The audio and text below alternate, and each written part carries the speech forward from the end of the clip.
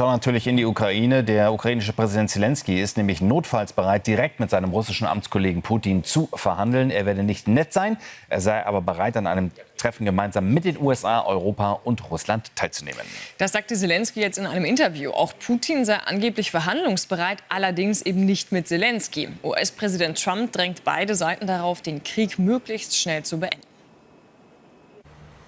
Und schauen wir direkt nach Kiew zu Christoph Wanner. Lassen das einmal einordnen, Christoph. Denn das ist ja schon ein Sinneswandel bei Volodymyr Zelensky. Zumal die Russen, die sehen das ja momentan ein bisschen anders mit den Verhandlungspartnern, die man sich vorstellt. Ja, Volodymyr Zelensky hat gestern gesagt, dass er tatsächlich bereit sei, im Notfall sich auch direkt an den Verhandlungstisch zu setzen mit Wladimir Putin, um dem ukrainischen Volk Frieden zu bringen. Und Zelensky sagte, dass seine persönlichen Empfindungen da keine Rolle spielen würden. Er betrachtet Putin als Feind und geht davon aus, dass auch Putin ihn als Feind betrachtet.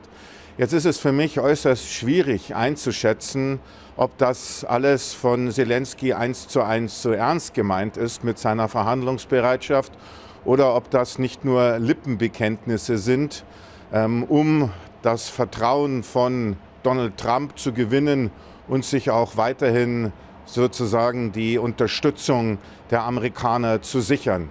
Also wie gesagt, das müssen wir abwarten, wie es dann aussieht in Bezug auf die angebliche Verhandlungsbereitschaft des ukrainischen Präsidenten, wenn es dann soweit ist.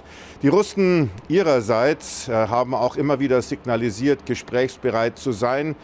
Jetzt denke ich aber, dass Wladimir Putin primär sich erst einmal mit den Amerikanern unterhalten will, mit Donald Trump.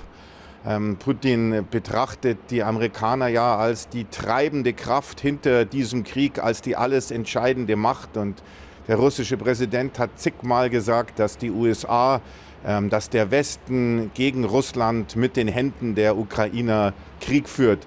Und deswegen denke ich, dass Putin sich jetzt nicht direkt mit Zelensky an den Verhandlungstisch setzen will, sondern erst einmal Donald Trump. Das ist die Liga, in der Putin sich sieht.